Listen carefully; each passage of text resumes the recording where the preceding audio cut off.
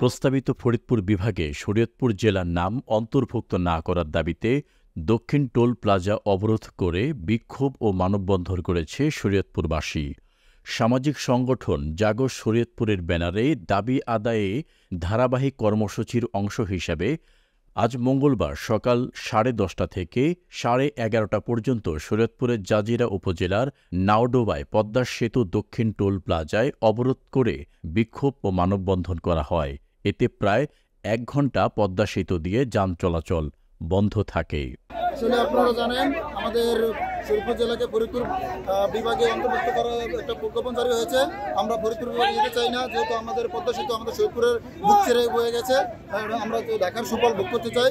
আমাদের শরীয়তপুর জেলা অনুন্নত, আমরা এই পদ্মা সেতুর মাধ্যমে আমাদের জেলা এখন উন্নতের ছোঁয়া লেগেছে। আমরা কেন পিছনে 50 বছর পিছনে ফিরে যাব? আমরা সামনের দিকে যেতে চাই। আমরা ফরিদপুর বিভাগে যাব না, আমরা ঢাকা বিভাগে আছি, ঢাকা বিভাগেই আমরা থাকতে চাই। আমরা এই যে পদ্মা সেতু আজকে মাত্র মানববন্ধন করলাম, আমরা মানববন্ধন করলাম। আমরা সামনে যদি আমাদের দাবি মানে নেওয়া হয় তাহলে আমাদের পরের কর্মসূচি পদ্মা সেতু ব্লকেট দেওয়া হবে।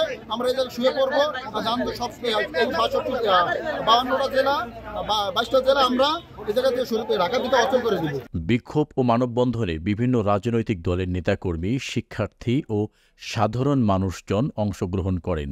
এ সময় বক্তব্য রাখেন সাবেক সংসদ সদস্য ও শরীয়তপুর জেলা বিএনপির সাধারণ সম্পাদক সর্দার এ.কে.এম. নাসির উদ্দিন কালু, জাগো শরীয়তপুরের আহ্বায়ক, জেলা ছাত্রদলের আহ্বায়ক, বৈষম্য বিরোধী ছাত্র আন্দোলনের সাবেক আহ্বায়ক, জাতীয় যুবশক্তি সংগঠক সহ আরও অনেকেই। ফরিদপুর বিভাগ হোক, আমাদের কোনো আপত্তি নাই।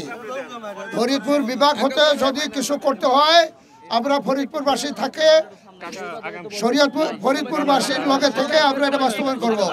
কিন্তু আমাদের একটাই দাবি, ফরিদপুর বিভাগ হোক। আমি আগেও বলছি, এখনো বলি, আমরা ফরিদপুর বিভাগে যাব না, আমরা ঢাকা বিভাগে আছি, ঢাকা বিভাগেই থাকব। ঢাকা বিভাগে থাকার জন্য যা কিছু করতে হয় আমরা করব। এটার মাধ্যমে আমি সরকারকে জানাতে চাই যে আমরা কিন্তু এই পদ্মা সেতুকে ব্লকেট করে এই দক্ষিণ অঞ্চল অচল করে দিতে পারি। আমাদের কথা, আমাদের দাবি না মানা হয় তাহলে আমরা সেই দিকে যাব। প্রয়োজনে এই পদ্মা সেতুর দক্ষিণে আমরা রাস্তার উপর শুয়ে থাকবো। কত লোককে সরকার সরাবে? এখানে লক্ষ লক্ষ লোক এসে রাস্তার মাঝে শুয়ে থাকবে, তবু আমাদের দাবি মানতে হবে। না মানলে আমরা সকল প্রকার কঠোর প্রোগ্রাম নেব। সম্প্রতি গত 8 সেপ্টেম্বর প্রেরিকা বৈঠকে ফরিদপুর ও কুমিল্লাকে নতুন বিভাগ করার প্রাথমিক সিদ্ধান্ত হলে শরীয়তপুরে আবারও আন্দোলন শুরু হয়। নেতৃবৃন্দ বলেন, শরীয়তপুর ঢাকা বিভাগে আছে, ঢাকা বিভাগেই থাকবে। শরীয়তপুরকে ফরিদপুরের অন্তর্ভুক্ত করার যে কোনো প্রচেষ্টা প্রতিহত করা হবে। প্রয়োজনে অনির্দিষ্টকালের জন্য পদ্মা সেতু বন্ধসহ কঠোর কর্মসূচি দেওয়া হবে। নিরপেক্ষ, সত্য প্রকাশে আপোষহীন।